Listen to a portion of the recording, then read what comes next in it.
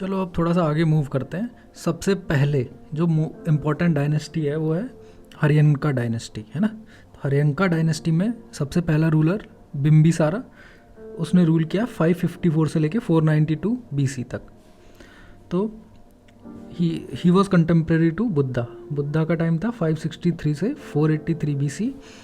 Capital जो थी इनकी राजगृह में थी। He was contemporary of Gautam Buddha. He conquered Anga. He had diplomatic marriages Licchavis और कौशला के साथ, ठीक है। ही स्ट्रेंथर्ड मोनार्की और अर्ली बहुत ही फ्रेगमेंटेड फॉर्म में रेवेन्यू सिस्टम था इसके टाइम पे। बिम्बिसारा के बाद आता है अजात शत्रु। ही is not that important, he is founder of Haryanka dynasty, इतना याद रखना है बिम्बिसारा। उसके बाद अजात शत्रु जो आता है he is important. Why? He killed Bimbisara, जो इनके पिताजी थे उनको मार दिया, है ना। और ये जस्ट लास्ट फेज में थे। Buddha died on 483 BCE and he started ruling from 492 से लेके 460 BCE तक, ठीक है। सो ही हैड वॉर विद लिच्छावीज। इसने पाटलिपुत्र में अपना फोर्ट बनाया। फर्स्ट बुद्धिस्ट काउंसिल जो है अजात शत्रु 483 BCE। फर्स्ट बुद्धिस्ट काउंसिल जो है अजात शत्रु के टाइम पे हुई थी and he expanded his empire, ठीक है। उसके बाद आता है Udayan, this he is also important. तो इसने 460 से लेके 444 तक रूल किया था। He shifted capital to Pataliputra. तो पहले कैपिटल कहाँ पे थी? पहले कैपिटल कहाँ पे थी इनकी? हमने देखा था पहले कैपिटल इनकी थी राजगृह में, ठीक है। उसने राजगृह से अपनी कैपिटल को पाटलिपुत्रा में किसने शिफ्ट किया? उदयन ने। तो उदयन जो है हम देख लेंगे, उदयन इसने हमारी कैपिटल को राजगृह से पाटलिपुत्रा में शिफ्ट किया, गंगा का कंट्रोल ले लिया, गंगा के आसपास के एरिया का एडमिनिस्ट्रेशन को स्ट्रेंथन किया, एक्सपेंशन कंटिन्यूएशन किया और पॉलिटिकल कंसोलिडेशन किया। तो उदयन को हमें इसलिए याद रखना क्योंकि इसने कैपिटल शिफ्ट की थी राजगृह से पाटलिपुत्र में। और पाटलिपुत्र में फोर्ट किसने बनाया था? अजात शत्रु ने बनाया था, ठीक है। अब आगे चलते हैं। अब ये जो रूलर है ये इम्पॉर्टेंट नहीं है। मुंडा जो है इम्पॉर्टेंट नहीं है। नागदशका इम्पॉर्टेंट है।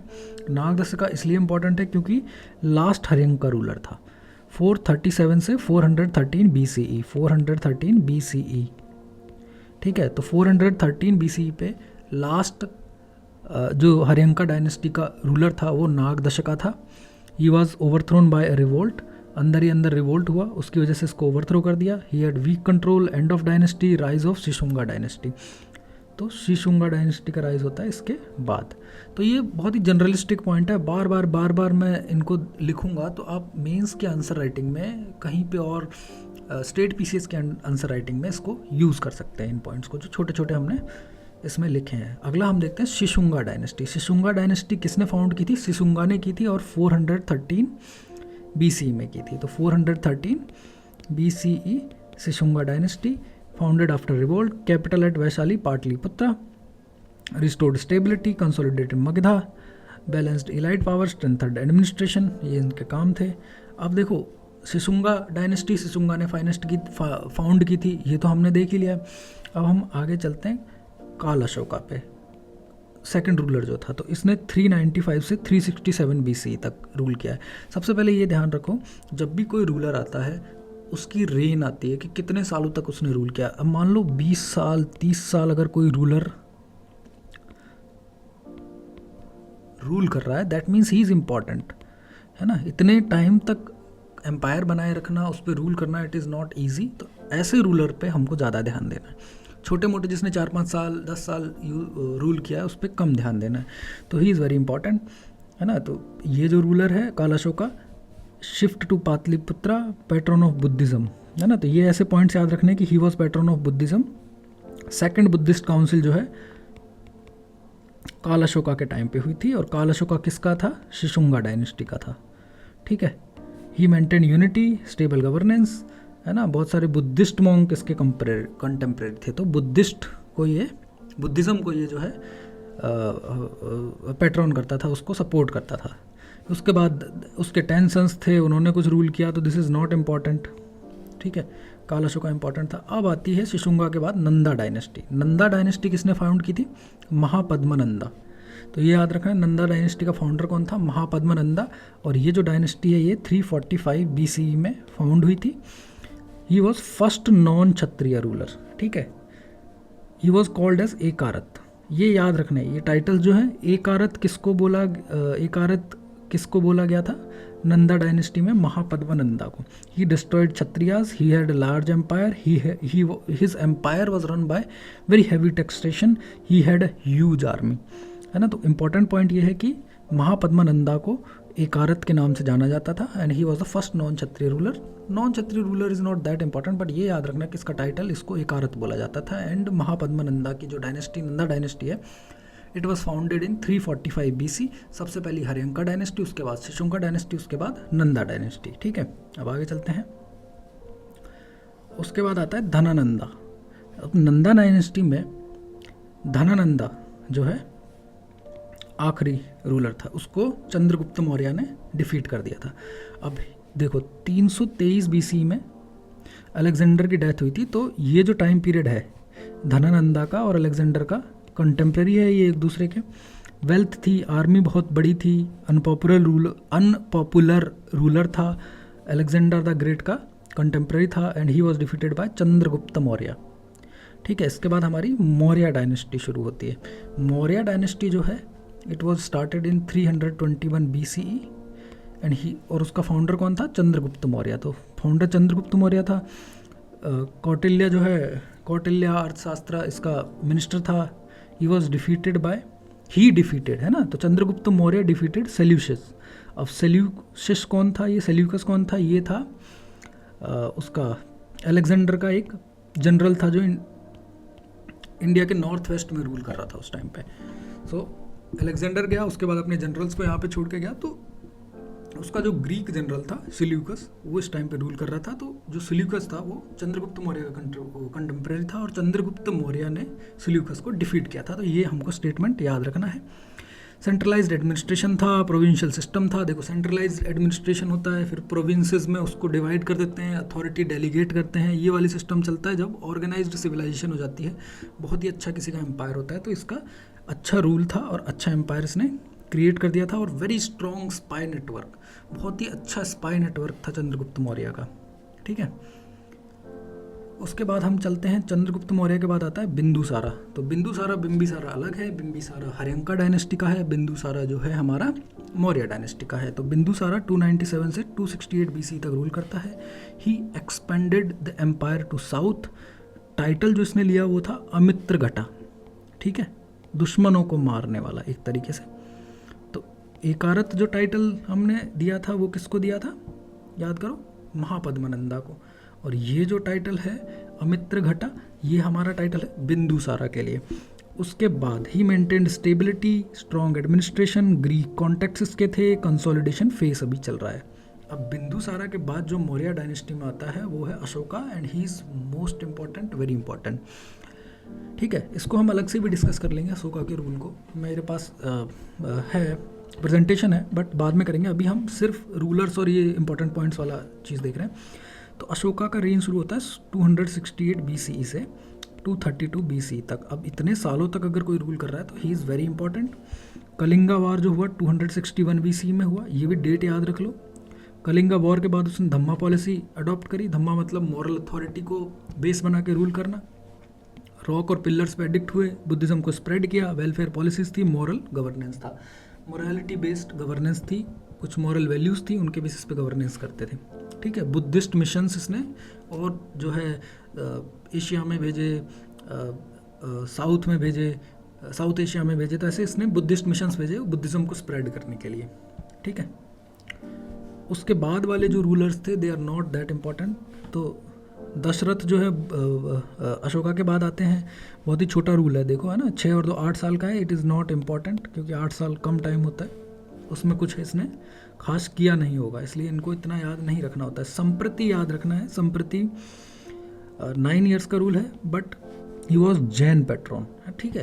तो अभी तक हमने देखा था बुद्धिस्ट पैट्रॉन, पर अब यहाँ पर एक आ गया जैन ट्रेडिशन, जैन को पैट्रॉन करना, जैन को सपोर्ट करने वाला। ही वॉज वीक सेंटर में, डिक्लाइन कंटिन्यूज, लिमिटेड एक्सपेंशन, सब कुछ ठीक है, बट हमको याद रखना है संप्रति was patron of Jain tradition, not Buddhist tradition, है ना। जैन ट्रेडिशन को ये पैट्रन करते हैं। तो Sampriti was patron of Jain tradition. ठीक है, अब हम आगे चलते हैं।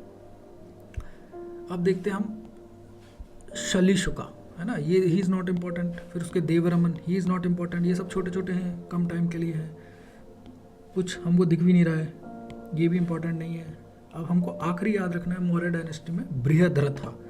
बृहद्रथा ये याद रखना है, एंड इसका बहुत छोटा रूल था, but he was last Maurya ruler. तो ये याद रखना है कि पहला कौन था, पहला रूलर मौर्य डायनेस्टी का चंद्रगुप्त मौर्य था, उसके लास्ट रूलर जो था वो था बृहद्रथा, है ना। तो 187 BC तक हम आ चुके हैं। 185 BC में ये लास्ट रूलर आ गया है। वीक किंग था, किल्ड बाय पुष्यमित्रा।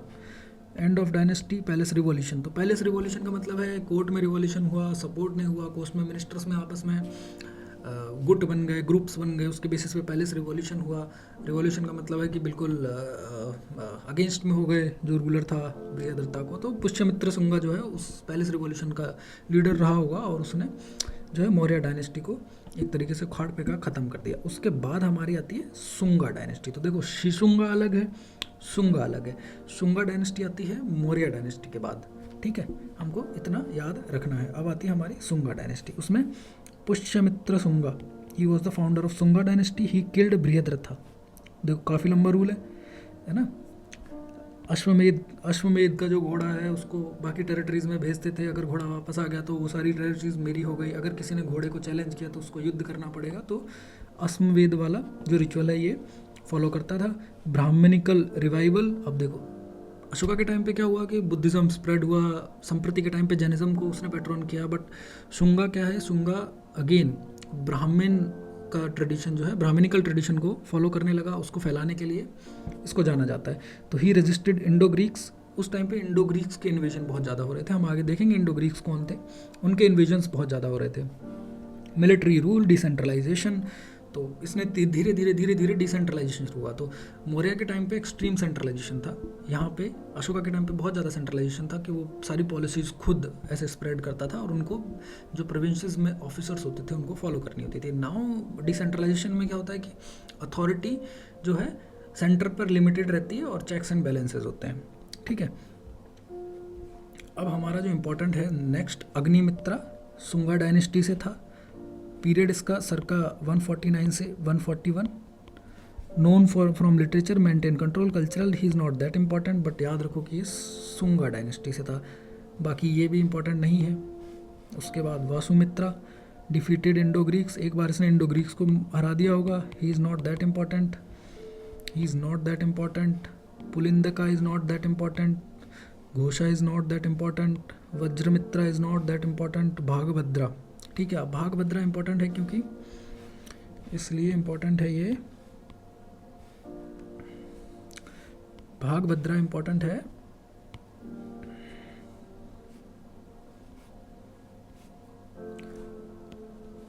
एक तो 17 और 10 27 साल का रूल है। तो अब 27 साल का अगर रूल है तो इम्पॉर्टेंट हो गया। ठीक है, काफ़ी टाइम तक रूल।